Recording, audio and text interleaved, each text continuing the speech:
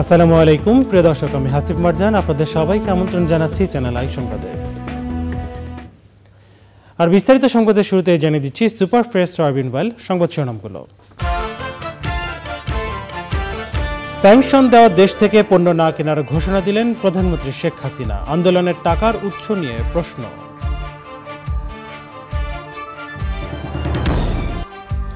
স্থানীয় নির্বাচনে না হলেও জাতীয় নির্বাচনে হস্তক্ষেপ হবে কিনা এ নিয়ে সন্দিহান সিইসি।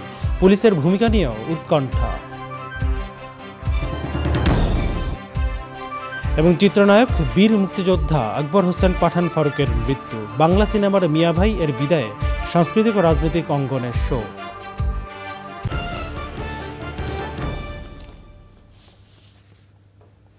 সংবাদ শিরোনামগুলো জানাচ্ছিলাম। এখনকার সংবাদ আয়োজন একই সঙ্গে চ্যানেল আর ইউটিউব চ্যানেল এবং চ্যানেলের ওটিটি প্ল্যাটফর্ম আই স্ক্রিনে লাইভ স্ট্রিম হচ্ছে। চলে যাচ্ছি বিস্তারিত সংবাদে। যারা স্যাংশন দেবে সেসব দেশের কাছ থেকে কোনো ধরনের পণ্য না কেনার ঘোষণা দিয়েছেন প্রধানমন্ত্রী শেখ হাসিনা। জাপান, যুক্তরাষ্ট্র, যুক্তরাজ্য সফরের পরবর্তী সংবাদ সম্মেলনে প্রধানমন্ত্রী বলেন, যারা জঙ্গি দমন করলো তাদের বিরুদ্ধে কিভাবে স্যাংশন দেয়। নির্বাচনকালীন সরকারে জাতীয় সংসদে প্রতিনিধিত্বকারী দল থেকে কেউ থাকতে চাইলে তাদের রাখা হবে বলে জানান প্রধানমন্ত্রী। নীলাদ্রি শেখরের রিপোর্ট। জাপানে দ্বিপাক্ষিক সফর, যুক্তরাষ্ট্রে বাংলাদেশ বিশ্বব্যাংকের 50 বছর এবং যুক্তরাজ্যে রাজা তৃতীয় চার্লসের রাজ্যাভিষেক।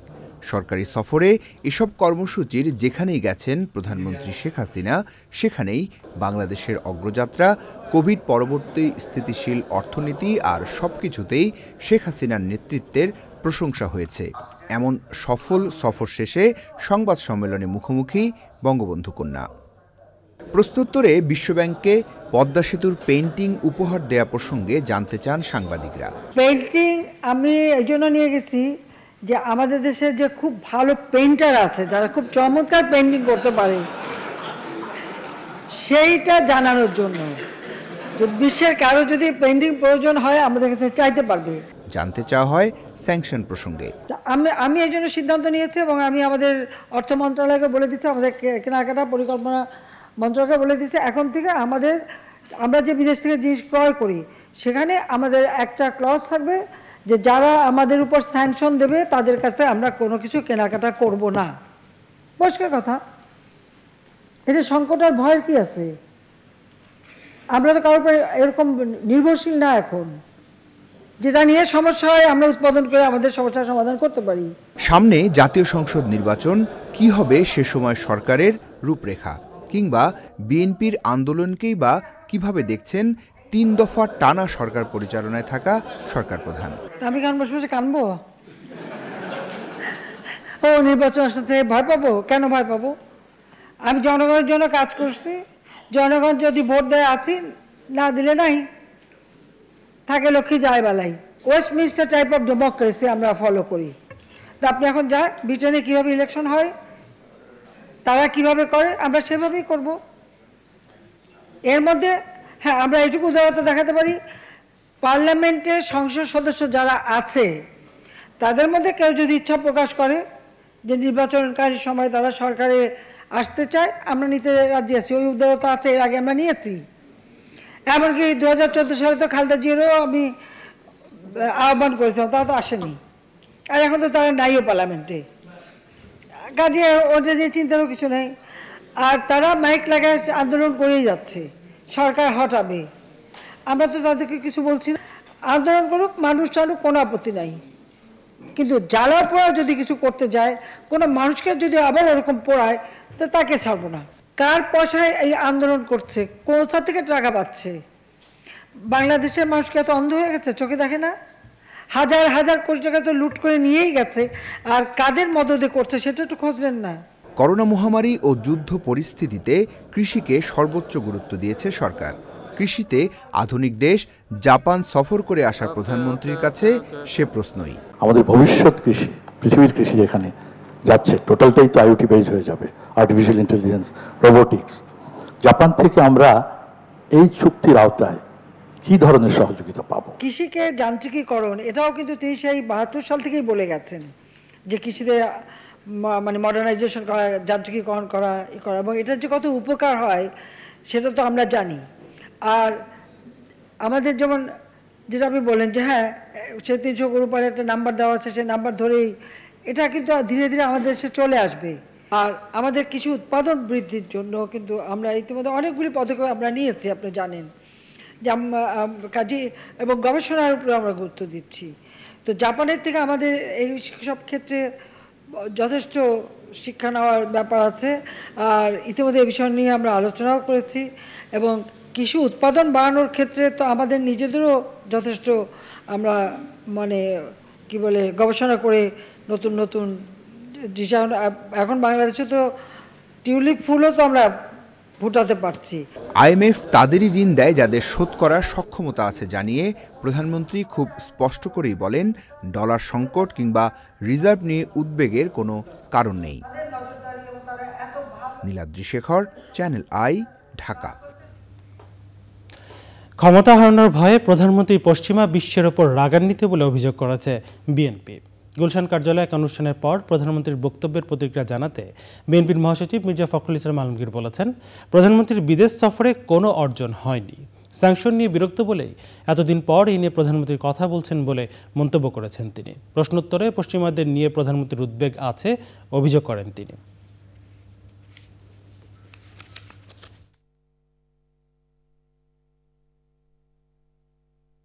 তো এটা খুব পরিষ্কার যে তিনি অত্যন্ত ইরিটেটেড, অত্যন্ত রাগান্বিত হয়েছেন এবং বোধহয় সিকিউরও ফিল করছেন না আমার কাছে মনে হচ্ছে। আমি আশা করব যে আপনার এই ধরনের কোনো সম্পর্কের যেন অবনতি না ঘটে বাংলাদেশের জনগণের সাথে। তো আমরা যতদূর জানতে পেরেছি আপনার জাতীয় ও আন্তর্জাতিক মিডিয়ার মাধ্যমে যে এখানে আসলে এই সফরটি একেবারেই এর যে রেজাল্টের যে আউটপুট হচ্ছে জিরো প্রায়। প্রধান নির্বাচন কমিশনার কাজী হাবিবুল আওয়াল বলেছেন, এখন পর্যন্ত কোনো নির্বাচনে সরকার হস্তক্ষেপ করেনি, তবে ভবিষ্যতে জাতীয় নির্বাচনের সময় কি হবে তা নিয়ে সন্দিহান তিনি। পুলিশের ভূমিকা তখন সন্তোষজনক থাকবে কিনা তা নিয়েও নিশ্চিত নন তিনি। ঢালাওভাবে আচরণবিধি লঙ্ঘনের বিচার করতে গেলে লোম বাঁচতে কম্বল উজাড় হয়ে যাবে বলে মন্তব্য সিইসির। নন্দিত চলচ্চিত্র অভিনেতা বীর মুক্তিযোদ্ধা ও সংসদ সদস্য আকবর হোসেন পাঠান ফারুক এমপি মারা গেছেন। ইন্না লিল্লাহি ওয়া ইন্না ইলাইহি রাজিউন। সিঙ্গাপুরের মাউন্ট এলিজাবেথ হাসপাতালে চিকিৎসাধীন অবস্থায় বাংলাদেশ সময় সকাল 8টার দিকে তিনি শেষ নিঃশ্বাস ত্যাগ করেন। এই গুণী অভিনেতা, তার বয়স হয়েছিল 74 বছর। সিঙ্গাপুরে তার প্রথম জানাজার নামাজ হয়েছে। মঙ্গলবার সকালে তার মরদেহ দেশে আনার কথা রয়েছে। নায়ক ফারুকের মৃত্যুতে শোক জানিয়েছেন রাষ্ট্রপতি মোহাম্মদ শাহাবুদ্দিন ও প্রধানমন্ত্রী শেখ হাসিনা। সবিস্তরে শ্রদ্ধা নিবেদনের জন্য তার মরদেহ মঙ্গলবার সকাল 11টা থেকে দুপুর 1টা পর্যন্ত সম্মিলিত সাংস্কৃতিক জোটের ব্যবস্থাপনায় কেন্দ্রীয় শহীদ মিনারে রাখা হবে। চলচ্চিত্র অঙ্গনে মিয়া ভাই খ্যাত নায়ক ফারুকের বর্ণাঢ্য জীবন নিয়ে জানাচ্ছেন আফরোজা হাসি।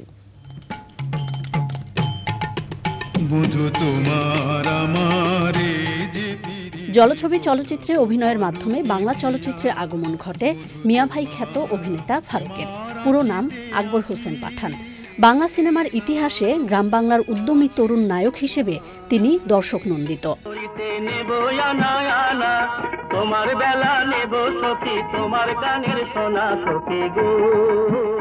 গুণী এই অভিনেতার জন্ম মানিকগঞ্জে 1948 সালের 18ই আগস্ট। দীর্ঘ 5 দশকের ক্যারিয়ারে লাঠিয়াল, সুজন সখী, নয়নমণি, সারেংবউ, আলোর মিছিল, গোলাপি এখন ট্রেনে, দিন যায়, কথা থাকে সহ অসংখ্য কালজয়ী বাংলা সিনেমায় নায়কের ভূমিকায় অভিনয় করে কৃতি হিসেবে নায়ক ফারুক পেয়েছেন জাতীয় চলচ্চিত্র পুরস্কার ও আজীবন সম্মাননা। আজ স্পেশাল খাতির কোনো স্পেশাল কাজ আছে নাকি? রাজনৈতিক জীবনেও ছিলেন সমৃদ্ধ। 2018 সালে ঢাকা 17 আসনের সংসদ সদস্য নির্বাচিত হয়ে কাজ করেছেন জনমানুষের উন্নয়নে। রক্ত ও মস্তিষ্কের সংক্রমণের কারণে 8 বছর ধরেই সিঙ্গাপুরের মাউন্ট এলিজাবেথ হাসপাতালে নিয়মিত চিকিৎসা নিচ্ছিলেন অভিনেতা ফারুক।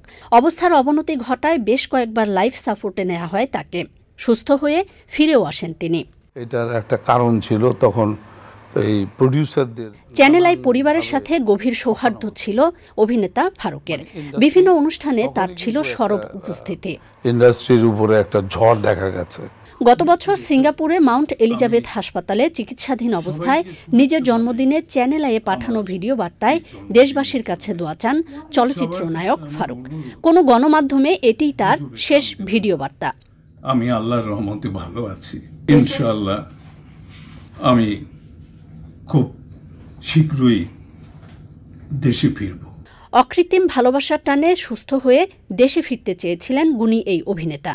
তবে চিকিৎসকদের শত চেষ্টায়ও এবার জীবনের জয়গানে ফিরলেন না দর্শকপ্রিয় অভিনেতা ফারুক। যে আমি যখন এই পৃথিবী ছেড়ে চলে যাব তখন অনেকে বলবেন যখন যে মিয়া ভাই আর থাকলো না, যে এই কথাগুলো যখন মনে হয় না, ভালোও লাগে কষ্টও লাগে। কষ্ট লাগে এই জন্যে যে ছেড়ে চলে যেতে হবে।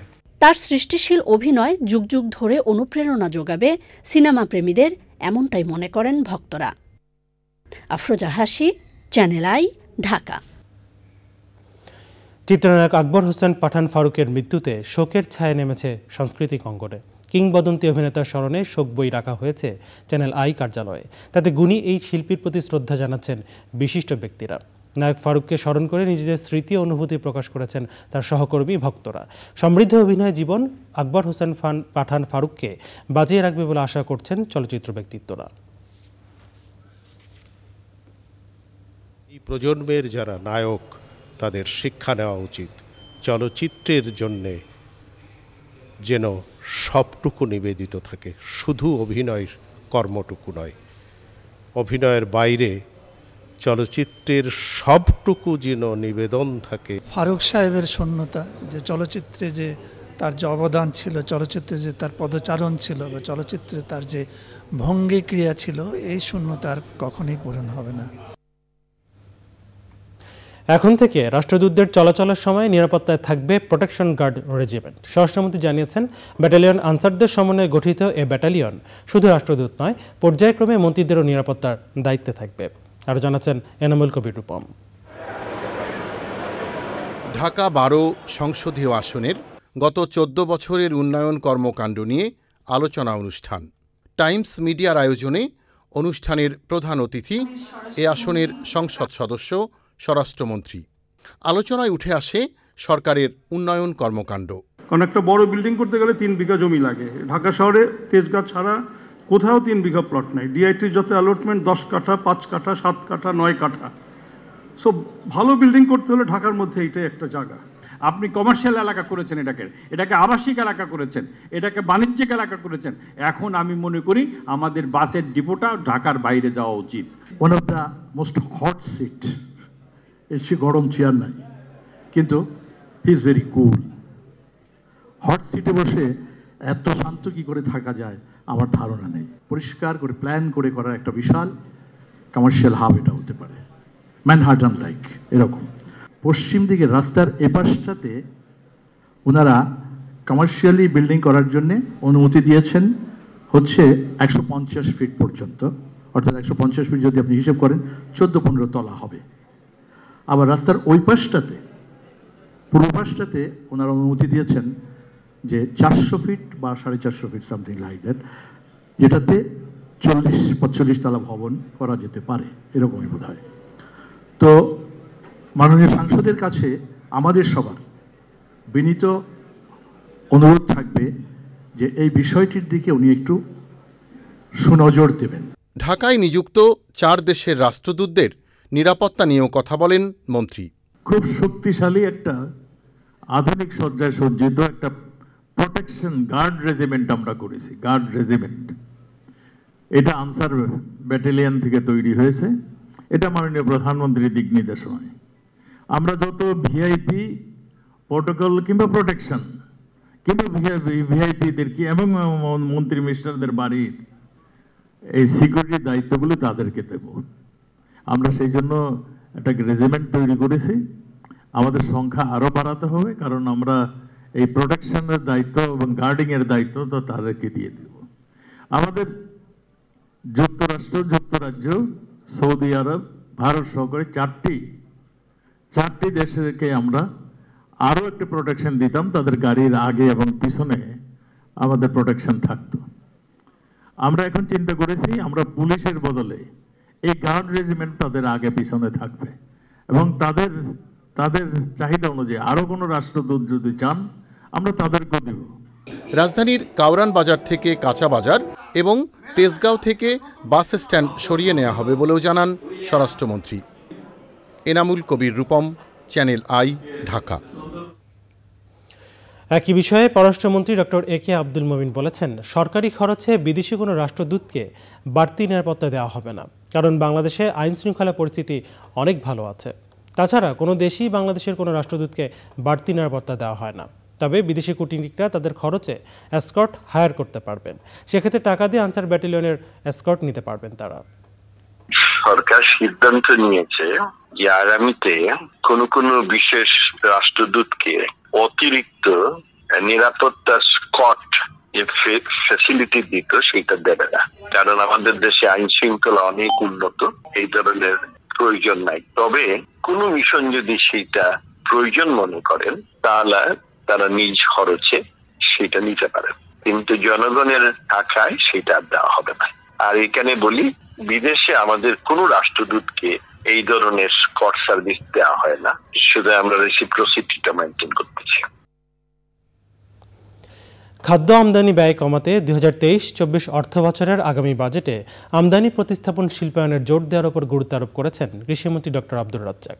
2023-24 অর্থ বছরের আগামী বাজেটকে সামনে রেখে বাজেট প্রত্যাশা নিয়ে ব্যবসায়ীদের শীর্ষ সংগঠন FBCCI, RTV আয়োজিত ও IFAIC ব্যাংক নিবেদিত মতবিনিময় সভায় এই অভিমত ব্যক্ত করেছেন তিনি। জাতীয় রাজস্ব বোর্ডের সংস্কার সহ চলতি অর্থ বছরে RMG খাতে অর্ডার কমে যাওয়া এ বিষয়টি গুরুত্ব সহকারে নিতে হবে বললেন পরিকল্পনা মন্ত্রী এম এ মান্নান। অর্থনীতিবিদরা মনে করছেন, আসন্ন 2023-24 অর্থ বছরের বাজেটে অর্থের সংকলন করাই এখন বড় চ্যালেঞ্জ। FBCCI এর সভাপতি জসিমউদ্দিনের সঞ্চালনায় প্যানেল আলোচক হিসেবে শিল্পমন্ত্রী নুরুল মজিদ মাহমুদ হুমায়ুন, সিপিডির সম্মানীয় ফেলো অধ্যাপক মুস্তাফিজুর রহমান সহ বিভিন্ন খাতের প্রতিনিধিরা উপস্থিত ছিলেন।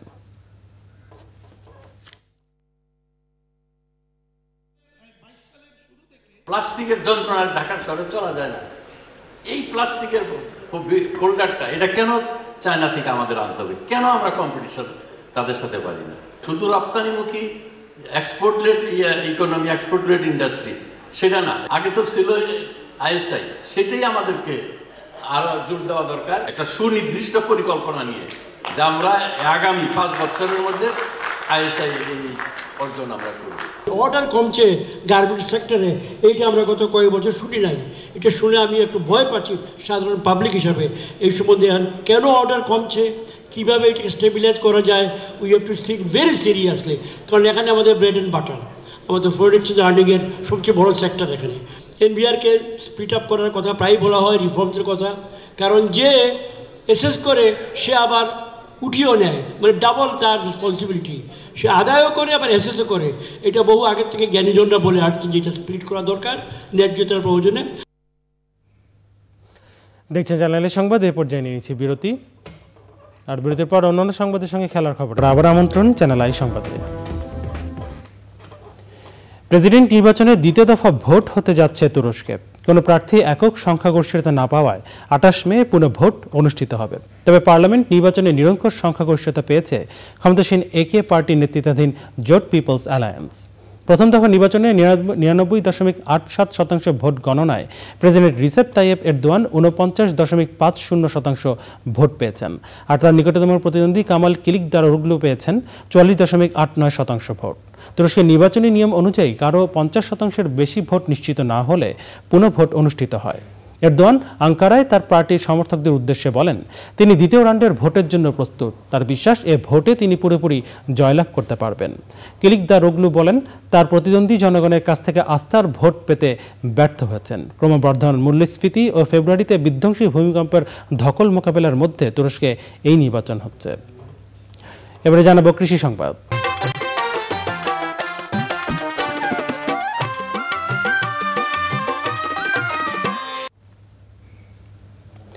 আর কিছুদিনের মধ্যেই বাজারে উঠবে মেহেরপুরের আম। এবছর অনুকূল আবহাওয়া ও সঠিক পরিচর্যার কারণে আমের বাম্পার ফলন হয়েছে। আম পাড়ার আগে প্রাকৃতিক দুর্যোগের কবলে না পড়লে ও দাম ভালো পেলে লাভবান হবে বলে আশা করছেন বাগান মালিক ও ব্যবসায়ীরা।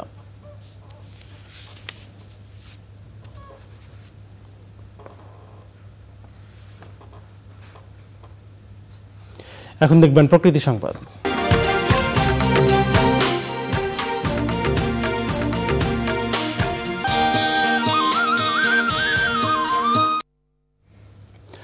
রাষ্ট্রপতি মোহাম্মদ শাহাবুদ্দিনের সফর ঘিরে পাবনা শহরের বীর মুক্তিযোদ্ধা মোহাম্মদ শাহাবুদ্দিন বিনোদন পার্ক নতুন করে সাজানো হয়েছে। বিনোদন প্রেমীদের পদচারণায় পার্ক এখন মুখরিত।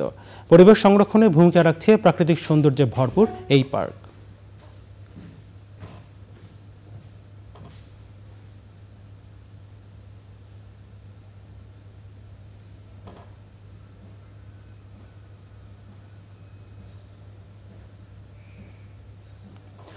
পপুলার লাইফ ইন্স্যুরেন্স বাণিজ্য সংবাদ।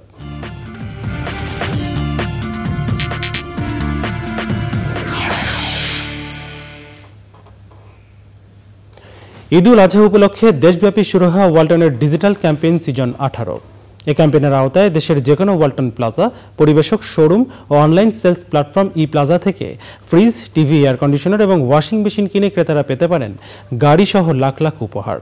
রোববার সন্ধ্যায় ওয়ালটন কর্পোরেট অফিসে ডিজিটাল ক্যাম্পেইন সিজন 18 এর উদ্বোধন ঘোষণা করা হয়।